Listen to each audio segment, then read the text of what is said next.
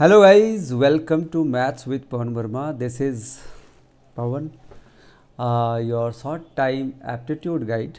यहाँ पे हम लोग एसएससी जीडी के प्रीवियस ईयर क्वेश्चन को डिस्कशन कर रहे हैं और ये सेट नंबर 14 है जो कि 13 जनवरी को सेकेंड शिफ्ट का कहलाता है, राइट। तो यहाँ एसएससी जीडी में प्रीवियस ईयर में जो भी एप्टीट्यूड के सवाल आए थे वो सारे सवाल आपके यहाँ पे रखे गए हैं और इससे पहले जितनी भी सेट मैंने डिस्कस की है उसका एक अलग से आपको प्लेलिस्ट मिल जाएगा SSC GD previous year questions करके, ठीक है। तो वहाँ पे जाकर आप पूरे सेट को देख सकते हैं। आप ये देख सकते हैं कि क्या अप्रोच रहा है सॉल्व करने का, किस तरीके से कैलकुलेशन को डील किया गया है, किस तरीके से, राइट। तो चलिए स्टार्ट करते हैं। इसमें जो भी सवाल आएंगे उसको देखेंगे कि किस तरीके से सॉल्व किया जा सकता है और कैसे कैसे हमारा अप्रोच होगा, राइट। तो स्टार्ट करते हैं स्लाइड फर्स्ट क्वेश्चन से। स्टार्ट करने से पहले वही सेम चीज़ें, अगर आपको कोई नोटिफिकेशन या पीडीएफ नहीं मिल रही है तो आप इस टेलीग्राम चैनल को ज़रूर ज्वाइन करें जहाँ पे आपको सारी चीज़ों की लिंक वगैरह मिल जाया करेगी, राइट। वैसे आप इंस्टाग्राम में मैथ्स विद पवन वर्मा भी फॉलो करें, वहाँ पे आपको शॉर्टकट ट्रिक्स वगैरह की रील्स वगैरह मिलते रहेंगे जहाँ पे शॉर्टकट तरीके से कैसे कैलकुलेशन हो या कोई भी मैथ्स की शॉर्टकट ट्रिक्स हो तो वहाँ पे मिलेगा आपको। तो चलिए स्टार्ट करते हैं पहले सवाल के साथ। पहला सवाल कह रहा है कि find the value of y in the expression. Simplification है, you have to simplify it, correct. तो यहाँ पे अगर जब मैं देखूँ तो हो रहा है 7 2 होल 3/7, तो ये हो जाएगा 14 + 3 17/7। 17/7 मल्टीप्लिकेशन में है तो मैं लिखता हूँ 17/7, ठीक है। उसके बाद यहाँ पे है 66, 11 6 × 6 66 + 2 = 68, तो ब्रैकेट के अंदर है तो ठीक है 68/6 ब्रैकेट के अंदर है। ओके, इस ब्रैकेट के अंदर भी कुछ प्लस माइनस करना है तो इसको भी कर ही लेते हैं। तो यहाँ पे ये हो रहा है 25/18, ये हो रहा है 12 + 5 17 17/6 और दिस इज 7/36। ओके, तो मेरे पास देखो यहाँ पे इस इक्वेशन की बात करता हूँ, मतलब इस ब्रैकेट के अंदर की बातें करता हूँ। तो मेरे को दिख रहा है 25/18, मैं यहाँ लिखता हूँ 25/18, उसके बाद है प्लस 17/6 और माइनस 7/36, ये है। अब यहाँ पे प्लस माइनस का साइन है तो आपको समझ आया कि एलसीएम लेना पड़ेगा, ऐसे सॉल्व करना पड़ेगा। तो मैं कहता हूँ कि एलसीएम लिए बिना आप क्या करो ना कि सबके डिनोमिनेटर को सेम कर दो। तो सबके डिनोमिनेटर को सेम करूँ तो ये 36 है तो इसको 36 करने के लिए 2 टाइम्स करेंगे, तो यहाँ भी 2 टाइम्स करेंगे तो ये 50 हो जाएगा। इसको 36 बनाने के लिए 6 टाइम्स करेंगे तो यहाँ भी 6 टाइम्स कर देंगे। तो ये कितना हो गया, ये 50 हो गया। मैं न्यूमरेटर की बातें करूँ तो ये हो गया 50, ये हो गया कितना 17 × 6 लाइक 102 एंड -7। तो डिनोमिनेटर सबकी सेम हो गई है 36 36 36, तो सेम ही रहेगा, बस इसको कैलकुलेशन कर दो। तो मैं कह रहा कि 50 + 102 152 - 7 145/36। तो ब्रैकेट के बाहर मेरे पास डिवीज़न साइन है, चलो फिलहाल तो लिख लेता हूँ, एंड दिस इज़ लाइक 145/36। तो ये सॉल्व हो गया। उसके बाद इक्वल टू के इधर आ जाते हैं तो यहाँ पे है y डिवाइडेड बाई 7.72 तो y डिवाइडेड बाई 72/5, 10 को मैंने ऊपर लिखा और 204, ये आपकी बातें रहेगी। अब देखो कोई भी प्लस माइनस का साइन नहीं है तो कोई स्टेप लिखने की ज़रूरत नहीं है। मैं कहता हूँ कि अगर सिर्फ ये डिवीज़न को भी यहीं पे डिकोड कर दिए होते आप, अगर मैं इस डिवीज़न को भी यहीं पे डिकोड करके मल्टीप्लिकेशन के साइन में अगर लिख दिया होता तो ये जो पार्ट है ये रेसिप्रोकेट होकर क्या होता, रेसिप्रोकेट होकर जस्ट रिवर्स हो जाता, 36/145 हो जाता। एंड कोई भी एडिशन सब्सट्रैक्शन नहीं है तो मैं कहता हूँ कि इस ब्रैकेट को और इस ब्रैकेट को ऐसे ही नल एंड वाइड कर देंगे आप और इसी में कैलकुलेशन करेंगे। जो कैंसिल होगा होगा, जो नहीं होगा नहीं होगा, राइट। तो मैं कैंसिल करने की कोशिश करता हूँ। देखो क्या क्या चीज़ें हैं जो कैंसिल हो सकती है। तो सबसे पहले हम देखते हैं कि 6 से 36 6 टाइम्स हो गया, करेक्ट। उसके बाद 145 एंड 725, तो किससे काटूँ मैं? 145 और 745, इसका अगर 5 टाइम्स करूँ तो 500 एंड 200 725, 5 टाइम्स ये कट रहा है, 5 टाइम्स, ठीक है। उसके बाद यहाँ पे 204 है, 17, अच्छा 17 से काटूँ क्या? नहीं, 68 से डायरेक्ट काटता हूँ। 68 3 times, 68 3 times, 63 times is 180 and 24, 188 and 24, this is 3 times. Now 5 से इसको मैं 2 टाइम्स करता हूँ तो 2 इंटू 3 ये होता है 6, तो 6 से 6 कट गई, मेरे पास बचा क्या? 17/7 बच गया, and this is the value of y। Option में ऑप्शन ए हमारा आंसर हो गया। तो हमने इस इक्वेशन को एक लाइन में पढ़ दिया। आप प्रैक्टिस कीजिए, हो जाएगा आपसे भी, ठीक है। ज़्यादा स्टेप्स लिखने से क्या होगा ना कि आपको टाइम ज़्यादा लगेगा, तो इसलिए मैं कहता हूँ कि जितना ज़्यादा आप एक ही जगह पे सोच सकते हो। अब यहाँ पे एडिशन की बात आई थी तो मैंने क्या किया कि भाई डिनोमिनेटर को बराबर कर दिया, इसको 2 टाइम्स कर दिया, इसको 6 टाइम्स कर दिया। तो जब इसको 2 टाइम्स करता हूँ तो ये भी 2 टाइम्स करना पड़ेगा, और इसको 6 टाइम्स करते हैं तो 17 को 6 टाइम्स करना पड़ेगा, क्योंकि ये तो 17 था। तो इस तरीके से डायरेक्टली एडिशन सब्ट्रैक्शन हम कर सकते हैं विदाउट टेकिंग एलसीएम। ओके, तो this was the first question. Coming to the next one, कहता है कि the LCM of 3 number 120, 240 and 480 will be. LCM बताइए जल्दी जी। ऐसा सवाल आपको एग्जाम में पूछा गया है, वो भी जीडी के पेपर में, कि 120, 240 एंड 240, इसका एलसीएम बताना है। तो सबसे बड़ी नंबर को देखो कि 480, तो 120 के टेबल में आता है, यस आता है, 240 के टेबल में आता है, यस आता है, तो वही आपका एलसीएम हो जाएगा 480, ठीक है। एलसीएम क्या होता है कि जो ऐसा नंबर जो तीनों के टेबल में आ जाए, तो 480 इन दोनों के टेबल में आता है, तो वही हो जाएगा एलसीएम आपका। क्वेश्चन 3 पे आते हैं। क्वेश्चन नंबर 3 कहता है कि in an examination there are 3 subject of 100 marks each, 100 नंबर का है। A student scored 75% in the first subject and 86% in the second subject, and he scored 68 in aggregate, मतलब ओवरऑल उसे 68% मार्क्स आया था। His percentage of marks in the third subject is how much. तीसरे subject में उसे कितना आया ये बताना है। देखो, कह रहा है कि फर्स्ट सब्जेक्ट, सारे सब्जेक्ट 100 नंबर के हैं, तो फर्स्ट सब्जेक्ट 100 नंबर का था, तो कह रहे कि मैं ऐसे लिखता हूँ 100 का है, तो 100 में 75% उसको आया, तो 75% मतलब 75 आया। सेकेंड सब्जेक्ट में 86% आया, तो सेकेंड सब्जेक्ट भी 100 मार्क्स का है, राइट, और 100 मार्क्स में उसे 86% आया, मतलब 86 आया। और थर्ड सब्जेक्ट का मुझे पूछ रहा है कि 100 में से कितना स्कोर करेगा, ताकि ओवरऑल उसे, ओवरऑल देखा जाए, ओवरऑल की बात करूं तो ओवरऑल 300 मार्क्स का पेपर था, राइट, 300 मार्क्स का पेपर था, तो एग्रीगेट उसे 68% आया, मतलब ओवरऑल उसे 68% मार्क्स आई थी। तो 300 का 68 कितना हो जाएगा, तो 68 3 टाइम्स कितना होगा। अभी शायद पिछले क्वेश्चन नंबर 1 में किया था आपने, 68 3 टाइम्स 204। 68 को 3 टाइम्स करने का मतलब 6 3 टाइम्स 180 एंड 24, 204 मार्क्स उसको चाहिए टोटल। तो ऑलरेडी उसने कितना लाया, 75 प्लस 86, लाना कितना है ये आपको पता करना है। तो मैं 204 में से ये दोनों को सब्ट्रैक्ट कर दूंगा, तो ये कितना होता है, 70 80 150 प्लस 11 161, 161 यहाँ से सब्ट्रैक्ट करूँगा तो 39 plus 4 is 43, that means he has to score 43 marks in the third paper, 43% marks लाएगा थर्ड पेपर में, तो उसे ओवरऑल 68% आ जाएंगे। तो दिस इज़ योर आंसर। कोई कैलकुलेशन ज़्यादा टफ नहीं था, क्योंकि मुझे पता है कि टोटल मार्क्स 100 में कैलकुलेशन करना है, तो डायरेक्टली आप परसेंटेज कैलकुलेट कर सकते हो। 68% निकालना था 300 का, तो 68 को 3 टाइम्स कर दिया तो आ गया, ठीक है। तो ऐसे करके आप क्वेश्चन नंबर 3 को भी आपने डील कर लिया। क्वेश्चन नंबर 4 पे आता हूँ।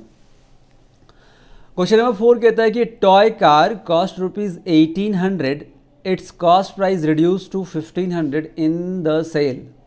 एक टॉय कार है 1800 रुपये का, उसको 1500 रुपये में बेचा गया है, तो by what percent was the price reduce, कितने परसेंट से उसकी प्राइस कम कर दी गई है।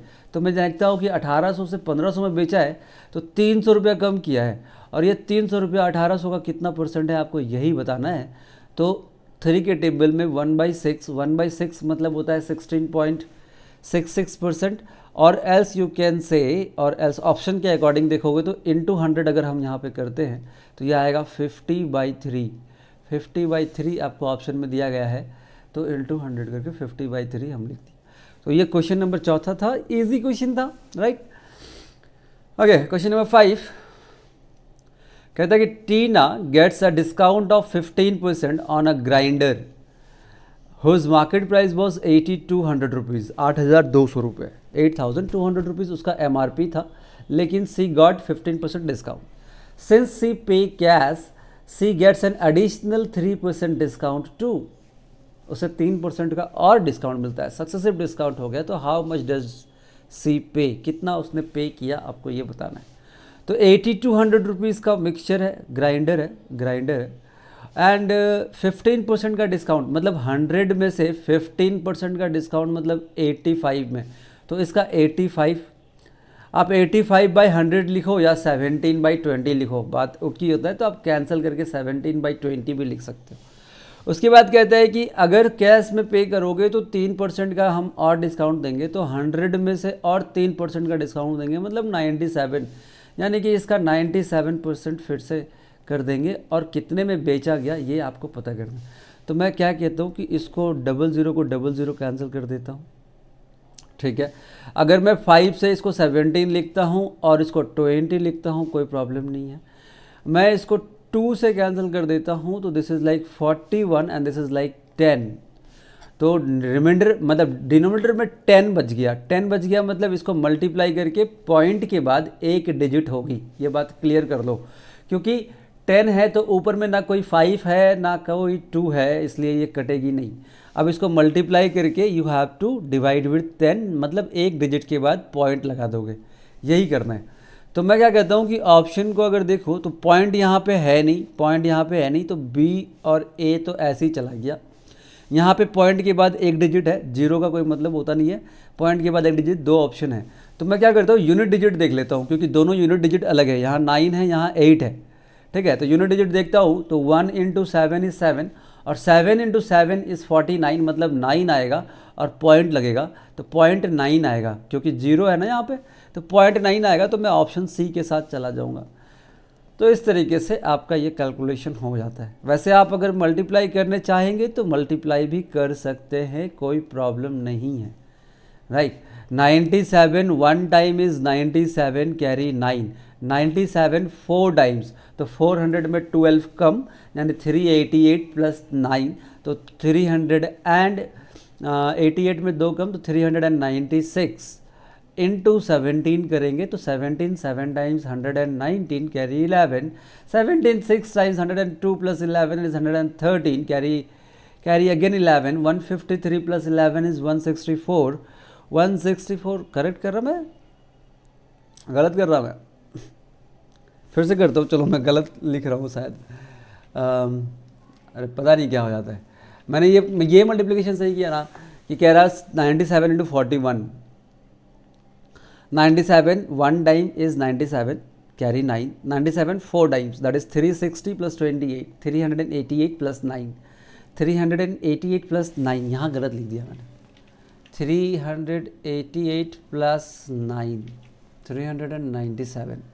अब इसको मल्टीप्लाई करते हैं, अब इसको मल्टीप्लाई कर दिए, 17 7 times 119 carry 11, 119 + 11 is 119 + 11 is 130, 130 carry is 13, 153 + 13 is 166, और 16, 17 3 times is 51 + 16 is 67, and point लगा देंगे। तो इस तरीके से आप इसको मल्टीप्लाई भी कर सकते हैं। फाइन, तो क्वेश्चन नंबर 5 हो गया डील। क्वेश्चन नंबर 6 पे आते हैं। क्वेश्चन नंबर 6 देखें क्या कहता है, कह रहा है कि इन मार्च shopkeeper has launched a discount scheme for 20% discount scheme for 20% discount on the purchase of a jeans and 12% discount on the purchase of a coat। मार्च में ये ऑफर रखा गया, एक स्कीम रखा गया कि भाई एक जीन्स खरीदोगे तो 20% का डिस्काउंट दूंगा, और एक कोट खरीदोगे तो 12% का डिस्काउंट दूंगा। Also he is offering 5% discount on using SBI card only to pay, अगर SBI का कार्ड आप यूज़ करोगे तो 5% और डिस्काउंट दूंगा। तो Anand bought jeans of marked price of ₹1200, jeans की मार्केट प्राइस 1200 थी, and coat of market price of 4500, coat की मार्केट प्राइस 4500 थी। How much does he pay if he pays through an HDFC card? HDFC card पे करेगा तो HDFC के card से अगर पे करेगा तो कितना पैसा उसको देना पड़ेगा? तो देखो सिंपल सी बात, मुझे पता थी कि 20% का डिस्काउंट देंगे हम जीन्स पे, तो जीन्स है 1200 रुपये का। मैं लिख लेता हूँ कि 1200 जीन्स की बात करें तो जीन्स मेरा 1200 का है, और उस पर हम 20% का डिस्काउंट देंगे तो 120 से 120 240 रुपया, यानी कि 960 रुपये में बेच देंगे। डायरेक्ट कैलकुलेशन कर लिया हमने, मतलब 1200 का क्या किया हमने, 1200 का 20% डिस्काउंट मतलब 80% निकाल दिया मैंने, ये कर दिया हमने। ठीक है, ये कैलकुलेशन आप खुद करेंगे। अब मैं डायरेक्टली कैसे कर रहा हूँ तो मैं देख रहा हूँ, नंबर राउंड फिगर में है ना, तो आप कर सकते हैं। उसके बाद कहता है कि 12% डिस्काउंट देंगे हम कोट में, तो कोट की बात अगर करें तो 4500 का है, और इस पर हम 12% का डिस्काउंट देंगे, तो 12% का 4500 का है, 12% डिस्काउंट अगर दिया जाएगा तो 88% में बेचा जाएगा। सिंपल है, 88% में बेचा जाएगा। तो आपको ये मल्टीप्लाई करनी पड़ेगी। तो मैं कहता हूँ कि 94 टाइम्स 360, 36, 360, 396, तो इसको बेचेंगे 3960 में। 4500 का था, इसको बेचेंगे 3960 में। तो ये हो गया बात। उसके बाद कहता है SBI से पे करोगे तो 5% दूंगा, लेकिन ये तो पे कर रहा है HDFC से, तो ये 5% का तो मिलेगा नहीं। तो मुझे पूछा है कि कितना, how much does he have to pay, तो इसको इतना ही पे करना पड़ेगा। वो 5% SBI कार्ड के लिए एप्लीकेबल था, लेकिन ये इसने HDFC से पे किया था, तो ये 5% का डिस्काउंट नहीं मिलेगा उसे। तो यू हैव टू पे दे लाइक दिस। तो ये हो जाएगा 48 एंड 120 इज 4920। 4920 है, हाँ, ऑप्शन ए हमारा आंसर हो जाए। समझ में आई? बोलो हाँ या ना, है ना। सिंपल, आपको डिस्काउंट मतलब परसेंटेज का ही कैलकुलेशन करनी है और कुछ भी नहीं। हम आते हैं क्वेश्चन नंबर 7 पे।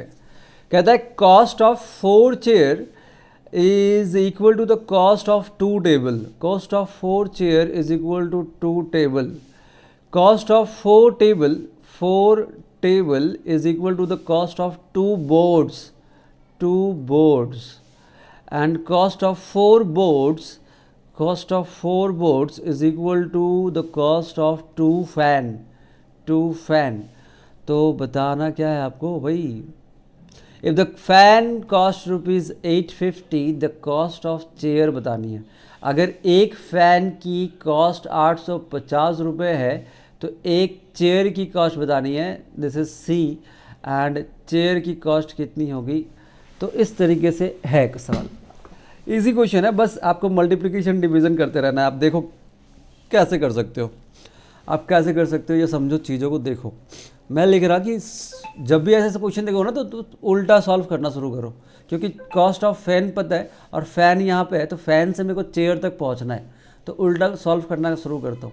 मैं कहता हूँ कि एक फ़ैन का 850 रुपये है, लिख रहा हूँ, तो 2 फ़ैन की कॉस्टिंग कितनी हो जाएगी? तो 2 फ़ैन की कॉस्टिंग हो जाएगी इंटू 2, और ये 2 फ़ैन की कॉस्टिंग जो होगी 4 बोर्ड के बराबर होगा। तो मैं इसको 4 से अगर डिवाइड करूँगा तो 1 बोर्ड की कॉस्टिंग आएगी, और 1 बोर्ड की कॉस्टिंग आएगी। तो अगर मैं इसको 2 से मल्टीप्लाई कर दूँ तो 2 बोर्ड की कॉस्टिंग होगी। ठीक है, अब 2 बोर्ड की कॉस्टिंग जो होगी 4 टेबल के बराबर होगी, तो इसको वापस 4 से डिवाइड कर दो। तो 4 टेबल का 4 से डिवाइड करोगे तो 1 टेबल की कॉस्टिंग पता चलेगी, और 1 टेबल की कॉस्टिंग जब पता चलेगी तो इसको 2 से मल्टीप्लाई करूँगा तो 2 टेबल की कॉस्टिंग पता चलेगी, and this 2 table is equal to 4 chair. तो 4 से वापस से डिवाइड कर दो तो 1 चेयर की वैल्यू पता चल जाएगी। Just multiplication division. हम कोई मल्टीप्लिकेशन स्टार्टिंग में नहीं करेंगे, क्योंकि मुझे लास्ट में जो पूछा गया डायरेक्टली उसी का प्राइस निकालेंगे। ये नहीं कि बार बार 2 से मल्टीप्लाई कर रहे हैं, 4 से डिवाइड कर रहे हैं, बार बार करने की ज़रूरत नहीं है, राइट। तो 2 × 2 4, तो एक 4 कट गया और ये 2 से ये 2 हो जाएगा, यानी कि ये हो जाएगा 4 2 टाइम्स इज 8। ये मेरे पास आ गया 850/8, तो 8 से 1 टाइम तो ये जाएगा ही जाएगा। उसके बाद 48 आएगा 6 टाइम्स, 106 समथिंग आ रहा है। कौन सा दिख रहा है आपको? आपको ऑप्शन ये दिख रहा है, डायरेक्टली आप टिक कर दो 106। पूरा आंसर देखना निकालने की ज़रूरत नहीं है, राइट। तो this was your question number 7। Question number 8 में आते हैं, ठीक है। क्वेश्चन नंबर 8 कहता है कि a principal was given an amount of rupees 26,450 rupees in 2 years at the rate of 15% per annum on compound interest। ये एक अमाउंट आया है 2 सालों में 15% के हिसाब से कंपाउंड इंटरेस्ट में। Interest is compounded annually, what is the principal? You have to find the principal. तो रेट टाइम देख लो फटाफट। मैं कह रहा कि प्रिंसिपल मुझे निकालनी है। रेट दिया गया है 15%, टाइम दिया गया है 2 ईयर और अमाउंट मुझे पता है 26,450।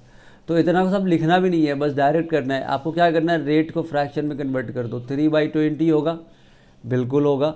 2 साल की बात ही कर रहा है तो स्क्वायर तक हम जाएंगे। तो मैं कहता हूँ कि प्रिंसिपल अगर मेरा 20 होगा, मैं यहाँ लिख रहा हूँ, प्रिंसिपल अगर मेरा 20 होगा तो 20 में ये 3 का कंपाउंड इंटरेस्ट आएगा 1 साल में, तो अमाउंट बनेगा 20 + 3 = 23। करेक्ट। नेक्स्ट ईयर की हम बात करेंगे तो 20 का स्क्वायर करेंगे आप। 20 का स्क्वायर में 20 का स्क्वायर करूंगा तो नेक्स्ट ईयर ये हो जाएगा 400 और 23 का स्क्वायर करोगे तो 529। इस तरीके से ये हो गया। अब ये जो अमाउंट गिवन था ये 2 साल के बाद का गिवन था, तो मुझे पता चला कि गलत लेकर मैं पता निकला। तो ये 529 यूनिट जो है दैट इज इक्वल टू 26,450। तो मुझे 400 यूनिट की वैल्यू बतानी है, ये कैलकुलेशन करनी है। तो मैं कह रहा 26,450 divided by 529 multiply with 400 and this is your answer. तो मैं अगर इसको डिवाइड करने की कोशिश करूं तो मैं कैसे कर सकता हूं? 5 बार जाएगा क्या?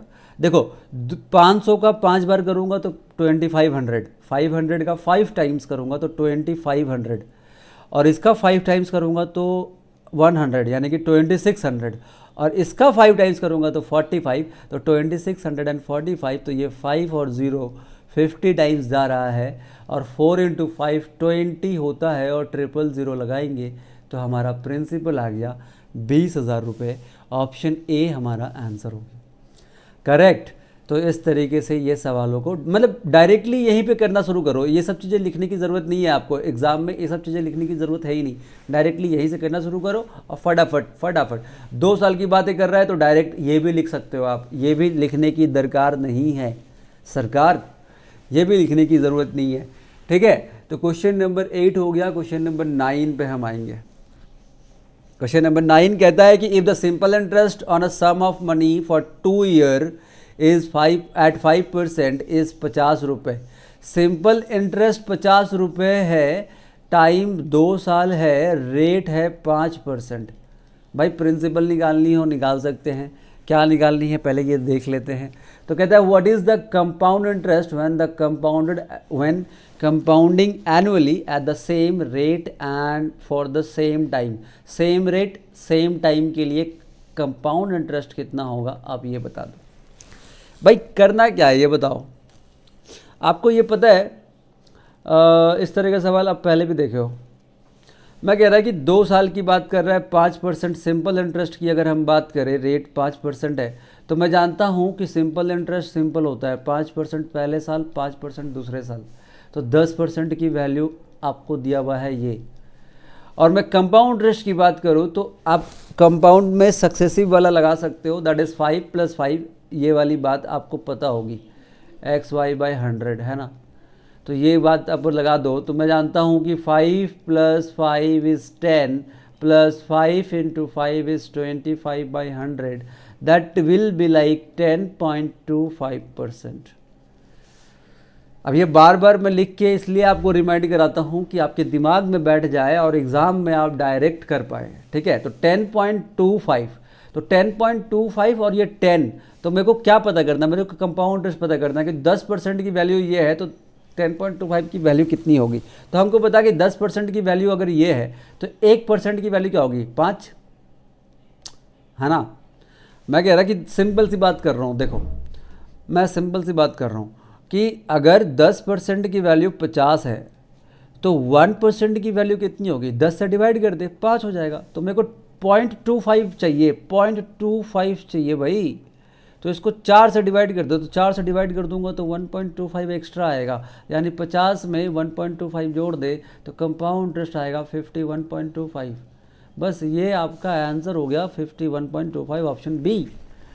हम क्यों निकालेंगे 10.5%, हम क्यों लिखेंगे ये पूरा इक्वेशन, मतलब आप ऐसे लिखोगे कि 50/10 × 10.25, तो ये क्यों करेंगे हम ऐसे ही कर लेंगे, जल्दी जल्दी कर लेंगे, ठीक है, बिल्कुल फटाफट कर लेंगे।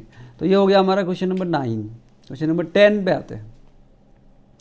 10 कहता है कि shopkeeper decided the price of 2 saris and 4 shirt to be ₹1600। Shopkeeper decided, अगर आप 2 साड़ी खरीदेंगे और 4 शर्ट खरीदेंगे तो प्राइस कितनी होगी, 1600 रुपये होगी, ठीक है। With the same money you can buy 1 sari and 6 shirt with the same money, यानी कि 1600 रुपये में ही आप क्या खरीद सकते हैं, तो 1 साड़ी खरीद सकते हैं और 6 शर्ट खरीद सकते हैं, 6 शर्ट खरीद सकते हैं। तो मैं शर्ट को ऐसे लिख देता हूँ, ठीक है। If I want two by 12 shirt, अगर मुझे 12 शर्ट खरीदनी है तो मुझे कितने पैसे देने पड़ेंगे, how much shall I have to pay. आपको ये सवाल पूछा गया, क्वेश्चन समझ गया कि 2 साड़ी और 4 शर्ट की प्राइस इतनी होती है और 1 साड़ी और 2 शर्ट। देखो ये दोनों इक्वेशन जो मुझे पता चल रहा है ना, ये दोनों इक्वेशन में ही मैं अगर ऐसा बोलूँ कि मैंने यहाँ पे 1 साड़ी घर कम किया तो यहाँ पे 2 शर्ट बढ़ गया।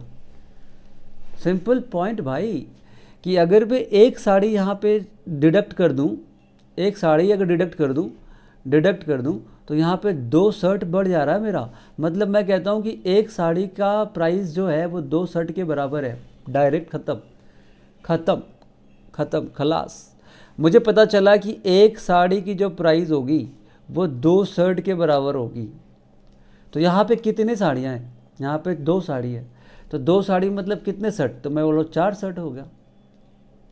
आपको जब 1 साड़ी 2 शर्ट के बराबर है तो 2 साड़ी 4 शर्ट के बराबर होगा। तो 4 शर्ट और 4 शर्ट कितने हो गए, 8 शर्ट्स। 8 शर्ट आ रहे हैं, यहाँ पे डायरेक्ट लिखूँ मैं, 8 शर्ट आ रहे हैं, 8 शर्ट आ रहे हैं 1600 में, 8 शर्ट आ रहे हैं 1600 रुपये में। तो भाई 1 शर्ट की बात बताओ, 1 शर्ट की बात बताओ तो 200 रुपये, और मुझे कितने शर्ट चाहिए, 12 शर्ट चाहिए। कितना पे करोगे तुम, 2400 रुपये पे करोगे। और इससे ये हो सकती है क्या, और इसे अब जैसे मैंने पहले वाले इक्वेशन में सेट किया, आप दूसरे वाले इक्वेशन में सेट कर सकते हो। मुझे पता है कि 1 साड़ी 2 शर्ट का आता है, तो ये 2 शर्ट हो गया, और 2 शर्ट प्लस 6 शर्ट 8 शर्ट तब भी आएगा। तो 8 शर्ट के लिए 1600 पे करोगे, तो 1 शर्ट के लिए 200 पे करेंगे, तो 12 शर्ट के लिए 2400 पे करेंगे। तो आपका आंसर 2400 होगा। डायरेक्टली आंसर सी कर दो, खत्म बात, खलास, है ना। Question number 10 done. नहीं तो फिर आप क्या करोगे कि भाई साड़ी का X, शर्ट का Y, वो ठीक है, आप उस तरीके से भी कर सकते हैं कि मान लीजिए कि साड़ी का प्राइस अगर 2X है प्लस शर्ट का Y है तो 1600 रुपये हम पे करेंगे। उसके बाद फिर क्या, 1 साड़ी है, फिर 6 शर्ट है, फिर हम 1600 रुपये पे करेंगे और इक्वेशन को सॉल्व करेंगे। तो X और Y की जो वैल्यू आएगी, Y की आएगी तो शर्ट का पता चलेगा। तो ठीक है, कोई प्रॉब्लम नहीं है, लेकिन जिस तरीके से ये सवाल था ना, उस तरीके से मेरा ये दिमाग ऐसे ही लग गया, वैसे ही आपको भी लगाना है, ठीक है। नेक्स्ट क्वेश्चन पे आते हैं। नेक्स्ट क्वेश्चन आपके स्क्रीन पे है, क्वेश्चन नंबर 11। क्या कहता है देखते हैं। क्वेश्चन नंबर 11 कहता है कि in what ratio must a water be mixed with milk. Water मिलाना है मिल्क के साथ, किस रेशियो में मिलाना है वाटर और milk. Costing rupees 15 rupees per litre to obtain a mixture of 10 rupees per litre. वो मिल्क की कॉस्टिंग है 15 रुपये और उसमें इतना पानी मिला देना है कि उसकी कॉस्टिंग हो जाए 10 रुपये की। Water is available free of cost. पानी निःशुल्क उपलब्ध है, बिल्कुल पानी फ्री में उपलब्ध है, तो पानी को बचा के यूज़ किया करो, राइट। हाँ, तो मेरे को बोल रहा है कि वाटर मिलानी है मिल्क के साथ और मिल्क की प्राइस है 15 रुपये और वाटर की प्राइस है 0 रुपीज़। ठीक है, तो मुझे बोल रहा है कि वाटर और मिल्क को किस रेशियो में मिलाऊं, जिस हिसाब से जिस सीक्वेंस में क्वेश्चन में पूछा है उसी सीक्वेंस में रेशियो आपको बताना है। ठीक है, तो कह रहा है कि वाटर और मिल्क है 15 रुपये का। जब इन दोनों को मिलाऊंगा तो ये दोनों मिलने के बाद 10 रुपये का मिक्सचर बन के आएगा। तो मुझे बताइए रेशियो क्या होनी है। तो मैं कह रहा 15 माइनस 10 इज़ 5 और 10 माइनस 0 इज़ 10, यानी कि 1:2 के रेशियो में मिला दीजिए और आपका आंसर हो जाएगा 1:2, option C. That's it. Alligation mixture का सबसे इजी क्वेश्चन है ये, और वाटर उस चैप्टर में वाटर फ्री में ही होता है, राइट। ओके, तो क्वेश्चन नंबर 11 हो गया डन। क्वेश्चन नंबर 12 पे हम आपके सामने हैं। क्वेश्चन नंबर 12 क्या कहता है, देखिए समझिए। तो कहता है कि if a person weighing 40 kg joins when the average weight then the average weight of a group increases by 1 kg। Okay, अगर 40 किलो वाला एक पर्सन अगर ग्रुप को ज्वाइन करता है तो एवरेज जो है ग्रुप का वो 1 से बढ़ जाता है। जो भी उसका एवरेज था वो 1 से बढ़ जाता है। And if the weight of this person had been 28 kg, अगर उस पर्सन की वेट 28 kg होती, then the average weight of the group would have reduce यानी decreases by 1 kg। The actual average weight of the group is what. Actual average कितनी है, देखो simple सा सवाल है। एक एवरेज एक्चुअल जो भी थी। अब कहता है कि इसमें इस ग्रुप में एक पर्सन ऐड किया मैंने 40 वाला, एक जो भी इसका सम था और जो भी नंबर था, आई डोंट नो क्या था, तो इसमें एक मैंने 40 का ऐड किया। ठीक है, तो 40 का जब ऐड किया तो एवरेज जो था वो एवरेज 1 से इंक्रीज हो गया। एवरेज जो था वो 1 से इंक्रीज हो गया। ठीक है, एक नया एवरेज बन के आया। उसके बाद कहता है कि अगर 40 की जगह पे मैं अगर इस पे 28 का ऐड करता, 40 का नहीं करके 28 का अगर करता, तो जो एवरेज थी वो एवरेज 1 से डिक्रीज हो जाती। लेट्स से बी एवरेज 1 से डिक्रीज हो जाती। तो आपको पूछा है कि क्या है उसका एक्चुअल एवरेज क्या है, ये सवाल है आपका। ठीक है, तो मैं कहता हूँ कि एवरेज 1 से बढ़ रही है, 1 से घट रही है, एक्चुअल एवरेज पता करना है। तो एक्चुअल एवरेज पता करना है तो आप इन दोनों को ऐड कर लो, यानी कि 40 प्लस 28 और डिवाइडेड बाई 2, मतलब इसी का एवरेज निकाल लो। तो 40 68 बाई 2 करता हूँ तो 34, and this is your actual average. ये आपका आंसर हो गया, 34 इज़ योर एक्चुअल एवरेज। अब इसको डिटेल में करने जाऊँगा तो डिटेल में भी कर सकते हो, बट सिंपल सा पॉइंट याद रखो कि अगर 40 ऐड कर रहा हो 1 बढ़ रहा है, अगर 28 ऐड करता तो 1 डिक्रीज हो जाता। तो जब सेम चेंजेस हो रही है ना, जब एवरेज में सेम चेंज हो रहा है तो जो भी इंक्रीज और डिक्रीज कर रहे हैं हम सम में, उसी का एवरेज निकाल दो और वही आपका न्यू मतलब इनिशियल एवरेज आपका वही हो जाएगा 34। करेक्ट। तो हम आते हैं क्वेश्चन नंबर 12 हो गया हमारा। अब इसको डिटेल में बताने जाऊंगा तो टाइम लग जाएगा। फिर टाइम लग जाएगा क्या, तुरंत कर सकते हो, वैसे ही कर सकते हो आप। एवरेज को ए मान लो, सम को कुछ मान लो, नंबर को कुछ मान लो, तो आप कर सकते हो, कोई प्रॉब्लम उसमें है नहीं।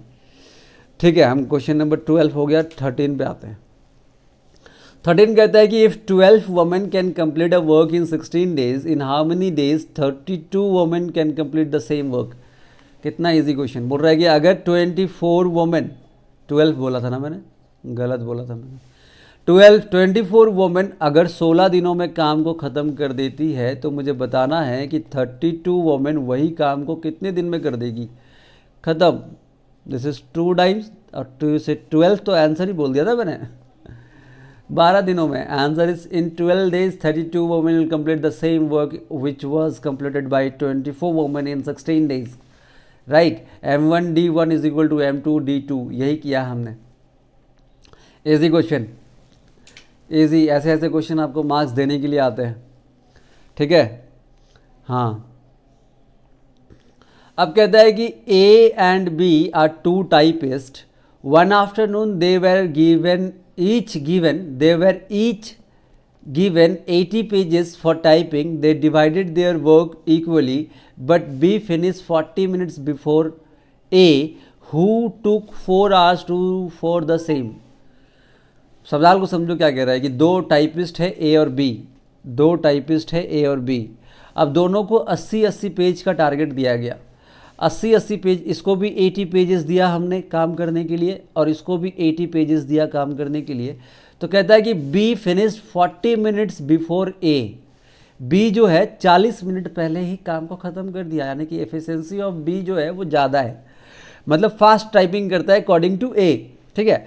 तो B finishes 40 minutes before A, who took 4 hour for the same work, मतलब A जो है 4 घंटे लेता है उस काम को करने के लिए। तो अगर ये 4 घंटे लेता तो ये 40 मिनट कम लेगा, तो ये 3 घंटे 20 मिनट लेगा, 40 मिनट कम लेगा। ये क्वेश्चन तो बताया था मुझे।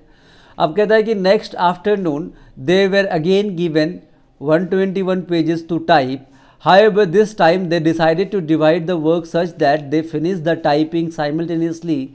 How many pages did A have to type? अब देखो क्या कहता है, अब देखो क्या कहता है, कहता है कि नेक्स्ट डे 121 पेजेस दिया गया, दे वेर गिवन 121 पेजेस। अब 121 पेजेस दिया गया नेक्स्ट डे में, और दोनों ने काम को इस तरीके से डिवाइड किया कि दोनों का काम एक साथ ख़त्म हो जाए। अभी क्या हुआ था कि B तो पहले ख़त्म कर लिया था, A बाद में ख़त्म किया था, 40 मिनट उसको ज़्यादा लग गया था, राइट। तो अब कह रहे हैं नेक्स्ट डे जब 121 पेजेस हम देंगे उसको, दोनों को, तो दोनों का काम एक साथ ख़त्म होना चाहिए। ऐसा कितना पेज A टाइप करेगा आपको ये बताना है। तो आप ये बताओ कि हम क्या करेंगे, हम यहाँ पे देखेंगे पर आवर कितना कर रहा है, पर आवर। अब 80 पेज 4 घंटे में करता है, तो 4 से इसको डिवाइड कर दे, तो मुझे पता चला कि A जो है 1 घंटे में 20 पेज करता है। A जो है 1 घंटे में, मैं सेम कलर ले लिया मैंने, A जो है 1 घंटे में 20 पेजेस करता है, और ये 3 आवर्स 20 मिनट। इसको अगर मैं आवर में कन्वर्ट करूँ तो मैं कह रहा कि 320/60 मतलब 1/3, दैट इज़ 9, 10/3। तो 10/3 से अगर मैं इसको डिवाइड कर दूँ तो 1 घंटे में 24, यानी कि B की 1 घंटे में 24 पेजेस होती है, B का 1 घंटे में 24 पेज होता है। अब कह रहा हूँ कि मैं 121 पेजेस दूंगा और दोनों का काम सेम टाइम पे ख़त्म होना चाहिए, दोनों का काम। अब यहाँ पे आप अगर रेशियो निकालना चाहो तो रेशियो भी निकाल सकते हो, ये 5 आएगा, ये 6 आएगा, है ना। मैं अगर A और B का टाइपिंग की स्पीड की रेशियो अगर निकालूं 1-1 घंटे का, तो आप देखोगे 20 और 24 आ रहा था ना, 20 और 24 आ रहा है। तो 20 और 24 को अगर रेशियो निकाल दूँ तो मैं कह रहा हूँ ये 5 पेज टाइप करेगा और ये 6 पेज टाइप करेगा, इस तरीके से। और दोनों को मिला के 121 काम करना है। तो एफिशिएंसी पता चल गई, A की एफिशिएंसी कैसे लिखूँ मैं, चलो ऐसे लिख लेता हूँ कि A की एफिशिएंसी 5 है और B की एफिशिएंसी 6 है, और दोनों को टोटल 121 काम करनी है, दोनों को टोटल 121 काम करनी है। तो मुझे बताओ कि ये 1 घंटे में 5 पेज टाइप करता है, 1 घंटे में 6 पेज टाइप करता है। तो अगर दोनों को देखो तो 11, यानी कि 11 से मैं अगर इसको डिवाइड कर दूं तो 11 इंटू 5 55 पेजेस ये टाइप करेगा, और 11 इंटू 6 यानी कि 66 पेजेस ये टाइप करेगा। तो मुझे पूछा है कि A को कितना पेज दिया जाए ताकि दोनों का काम सेम टाइम पे ख़त्म हो जाए। समझ में आया, टाइम एंड वर्क की तरह इसको रिलेट कर, टाइम एंड वर्क का ही सवाल है। आप बस ये पता कर लो कि भाई 1 घंटे में कौन कितना कर रहा है। मैं आपको फिर से इस तरीके से यहाँ पर लिख के समझाने की कोशिश करता हूँ, ये सारी चीज़ें मिटा रहा हूँ मैं। मुझे यहाँ तक क्लियर है क्या कि भाई 1 घंटे में A कितना करता है, 1 घंटे में B कितना करता है, ये बातें क्लियर है, ये बात यहाँ तक क्लियर है या नहीं है, ये बताओ। हमें ए का पता है 1 घंटे में 20 पेजेस, तो मैं कह रहा हूँ कि ए का 1 घंटे में 20, बी का 1 घंटे में 24। मैं ऐसा कर लेता हूँ, 1 घंटे में 20, 1 घंटे में 24।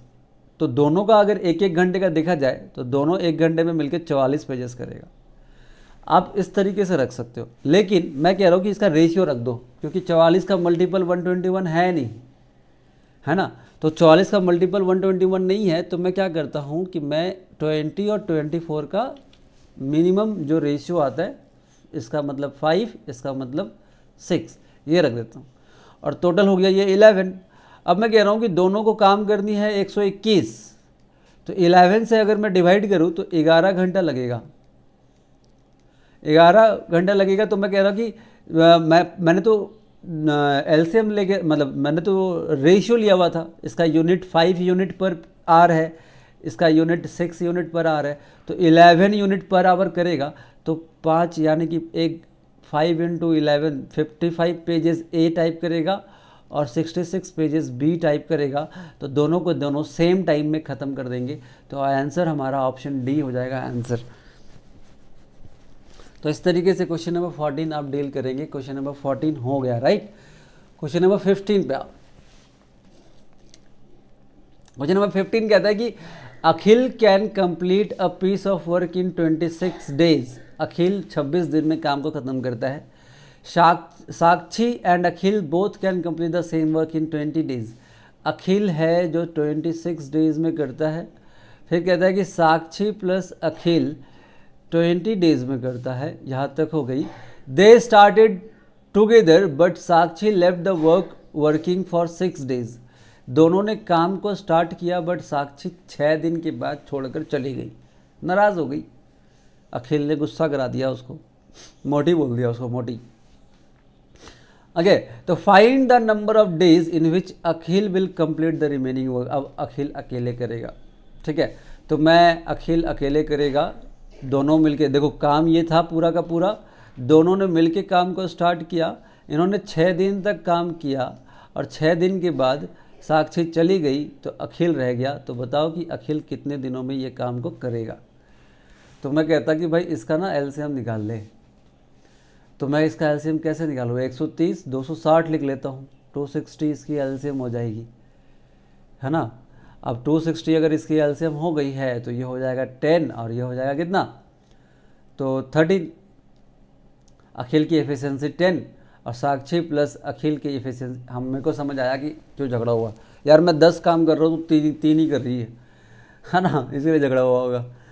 फाइन, जोक्स अपार्ट, हम क्वेश्चन पे आते हैं। तो कहता है कि साक्षी एंड अखिल ने 6 दिन तक काम किया। तो साक्षी और अखिल की एफिशिएंसी है 13, तो 6 दिनों में कितना काम करेंगे? तो 13 × 6 दैट इज 78 यूनिट काम हो जाएगा। 78 यूनिट जब काम हो जाएगा तो इसको माइनस कर दीजिए यहाँ से, तो 60 गया, 18 और जाएगा, तो 200 में 18 जाएगा तो 182 यूनिट रह जाएगा। तो मेरे को बोला है कि भाई अखिल जो है रिमेनिंग कामों को कितने दिनों में करेगा।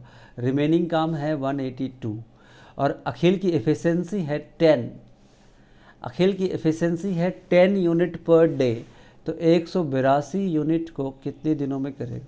अब फ्रैक्शन में दिया गया है, तो फ्रैक्शन में दिया गया है तो इसको डिवाइड कर ले, तो this is like 91/5 days. 91/5 days लगेगा अखिल को रिमेनिंग काम ख़त्म करने में, ठीक है। तो इस तरीके से ये आपका सवाल हो जाता है सॉल्व। Correct, correct. हम आते हैं नेक्स्ट क्वेश्चन में। क्वेश्चन नंबर 15 हमारा सॉल्व हो गया है। क्वेश्चन नंबर 16 में आएंगे। 17 में कैसे आएंगे, मेरा ही गलती गलत हो गया। अब देखो क्या कह रहा है सवाल। कह रहा है कि a thief is noticed by a policeman from a distance of 380 metre. Police ने एक चोर को देखा 380 किलोमीटर नहीं, 380 मीटर आगे है वो, मतलब जैसे ये पुलिस है और चोर यहाँ पे है, तो 380 मीटर का गैप है दोनों के बीच में, ठीक है। Okay, the thief started running and the policeman ceases him. Thief जो है वो दौड़ना शुरू कर देता है। ऑब्वियसली चोर जो है पुलिस को देख के भागेगा ही, तो ये दौड़ना शुरू करता है, तो पुलिस भी उसका पीछा करना शुरू करता है। दोनों के बीच का गैप है 380। The thief and the police runs at a speed of 25 metre per second and 30 metre per second. इसकी स्पीड है 25 मीटर पर सेकेंड और पुलिस की स्पीड है 30 मीटर पर सेकेंड। तो बोलो पुलिस पकड़ पाएगा कि नहीं पकड़ पाएगा? ऑब्वियसली, क्योंकि ये स्लो दौड़ रहा है कंपेयर टू पुलिसमैन। पुलिसमैन थोड़ा ज़्यादा स्पीड दौड़ रहे है ना। अगर ये 30 होता, ये 25 होता तो कभी नहीं पकड़ पाता। इसीलिए पुलिस वालों की ट्रेनिंग कराई जाती है कि भाई ट्रेनिंग में आपको दौड़ना पड़ेगा। तो कहता है कि at what is the time taken by the police to catch the thief. कितने देर में पकड़ेगा? सिंपल सी बात बताओ, कितने देर में पकड़ेगा? तो मैं कह रहा कि दोनों के दोनों सेम डायरेक्शन में है क्या? तो दोनों की दोनों सेम डायरेक्शन है। यस मैन, सेम डायरेक्शन है। और सेम डायरेक्शन है तो दोनों की दोनों स्पीड आपस में सब्सट्रैक्ट होती है। रिलेटिव स्पीड कहा जाता है इसको, राइट। हाँ, तो मैं कह रहा कि 30 एंड 25 इसको अगर जब सब्सट्रैक्ट करोगे तो 5 metre per second will be the relative speed, और 380 मीटर है तो डिस्टेंस 380 स्पीड, यानी कि ये डिस्टेंस बाय स्पीड लिख दूंगा। तो स्पीड कौन सा लिखोगा? जो हमारा रिलेटिव स्पीड होगा। तो कितना टाइम लगेगा? तो मैं कह रहा 7 और 6 76 second. This is 7 times 37 and 36 times, तो 76 सेकेंड्स, यानी कि 1 मिनट 16 सेकेंड में पुलिस जो है चोर को पकड़ लेगा। Simple simple, right. Question number 16 हमारा हो गया सॉल्व। हम आते हैं क्वेश्चन नंबर 17। क्वेश्चन नंबर 17 आपके सामने है गाइस। क्वेश्चन नंबर 17 कहता है कि the distance d is moving body travel, moving body travel varies directly with time. Varies directly proportional कह रहा है कि डिस्टेंस जो है वो डायरेक्टली प्रोपोर्शनल टू टाइम होता है अगर स्पीड कांस्टेंट हो तो। ठीक है, okay fine. When a train travel 120 miles in 3 hours, एक ट्रेन है जो 120 माइल्स ट्रैवल करता है 3 घंटे में, तो then in how many miles would it travel in 8? तो कितना माइल्स ट्रैवल करेगा 8 घंटे में? ओ भाई, कितना माइल्स ट्रैवल करेगा 8 घंटे में? डिस्टेंस मतलब मैं कह रहा कि स्पीड दोनों में सेम ही है, तो स्पीड सेम ही है। तो बता भाई 3 घंटे में, इस तरीके से देख ले, तरीका तू समझ ले कि 3 घंटे में 120 माइल कवर करता है, तो 3 से अगर मैं इसको डिवाइड कर दूँ तो 1 घंटे में कितना करेगा? तो मैं 1 घंटे में 40 करेगा, 1 घंटे में 40 माइल करेगा, माइल्स करेगा, राइट। तो 1 घंटे में 40 करेगा तो 8 घंटे में कितना करेगा? 8 से मल्टीप्लाई करते हैं, 8 × 4 320 माइल्स करेगा। क्या सवाल है ये? ठीक है, तो आंसर क्या होगा? Option D. ऑप्शन डी हमारा आंसर हो जाएगा क्वेश्चन नंबर 17 का, ऑप्शन डी। हम आते हैं नेक्स्ट क्वेश्चन पे। नेक्स्ट क्वेश्चन आपके सामने है। ओके, कह रहा है कि a dog takes 5 leaps for every 6 leaps of a hare. खरगोश है, राइट, है ना। ओके, एक कुत्ता जो है 5 छलांग लगाता है for every leap 6 leaps of a hare. एक खरगोश का 6 छलांग, कुत्ते का 5 छलांग होता है। But 4 leap of a dog is equal to 5 leap of a hare. मतलब समझो यहाँ पे क्वेश्चन को। फॉर एवरी 6 लीप कह रहा है कि बट कुत्ते का, एक डॉग है, एक हेयर है, हेयर को हम रैबिट बोल सकते हैं, चलो हेयर ही है। तो कह रहा है कि 4, ये एक अगर डिस्टेंस मानता हूँ तो कुत्ता अगर 4 छलांग मारता है, 1 2 3 4, ठीक है, तो खरगोश के यानी कि हेयर के 5 छलांग के बराबर होता है, 5 छलांग के बराबर होता है। ठीक है, तो यानी कि 4 लीप कह रहे हो तुम, और इसका 5 लीप है, बराबर है। ठीक है, तो the ratio of speed of dog and hare कितना होगा? Ratio of speed of dog and hare. और यहाँ पे पहले वाले स्टेटमेंट में कह रहा था कि 5 लीफ लेता है, dog takes 5 leaf for every 6 leaf, मतलब डिस्टेंस। ये स्पीड की बात करें, स्पीड मतलब टाइम और डिस्टेंस दोनों की बात करी गई है। मैं अगर बात करूं कि 4 लीप के बराबर इसका 5 लीप है। समझो मेरी बात, मैं फिर से समझाता हूं, मैं आपको वापस से 6 से समझाता हूँ। ये भी मिटा देता हूँ। चलो अब मैं कह रहा कि ये डॉग है, ये हेयर है, ये एक डिस्टेंस मान लेता हूँ। सेकंड क्वेश्चन को लेता हूँ, सेकंड स्टेटमेंट को पहले लेता हूँ, ठीक है। सेकंड स्टेटमेंट में कहता है कि 4 leap of a dog are equal to 5 leap of a hare. कुत्ते का 4 छलांग और हेयर का 5 छलांग के बराबर है। दोनों 4 छलांग और 5 छलांग बराबर है फॉर डॉग एंड हेयर।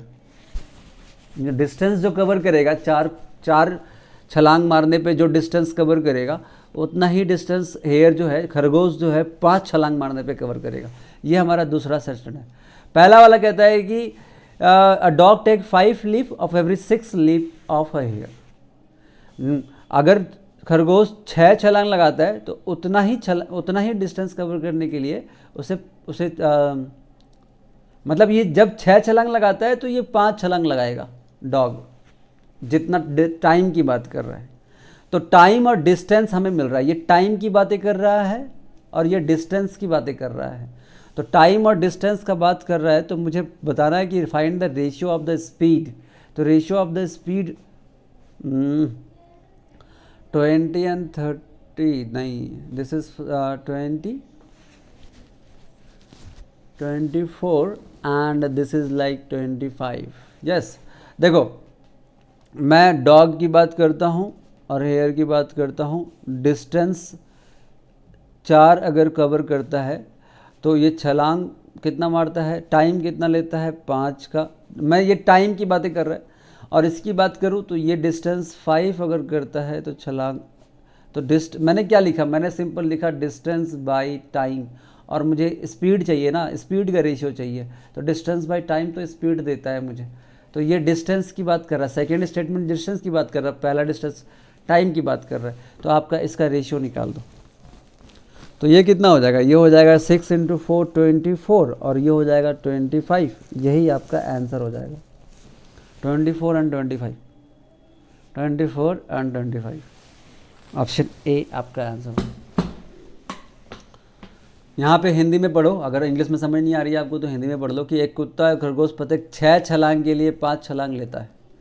एक कुत्ता जब एक खरगोश 6 छलांग जितनी देर में मारता है उतनी देर में ये 5 छलांग मारता है, यानी कि टाइम की बातें कर रहा है। लेकिन कुत्ते की 4 छलांग और खरगोश की 5 छलांग बराबर होती है, यानी कि डिस्टेंस की बात करें कि कुत्ते की 4 छलांग जो होती है वो खरगोश के 5 छलांग के बराबर होती है।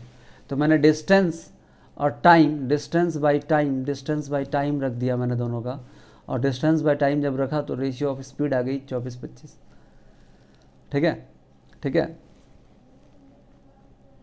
नेक्स्ट क्वेश्चन पे आते हैं, क्वेश्चन नंबर 19 क्या कहता है, देखो।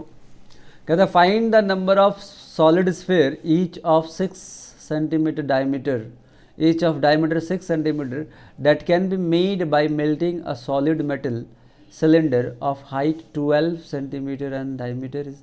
मतलब एक सॉलिड सिलेंडर है, उसमें से कितने सारे स्फेयर बनेंगे, सॉलिड स्फेयर बनेंगे। तो मेरे को करना क्या है, मैं कहता हूँ कि सिलेंडर की volume of cylinder divided by volume of sphere, और यही आपका आंसर होगा।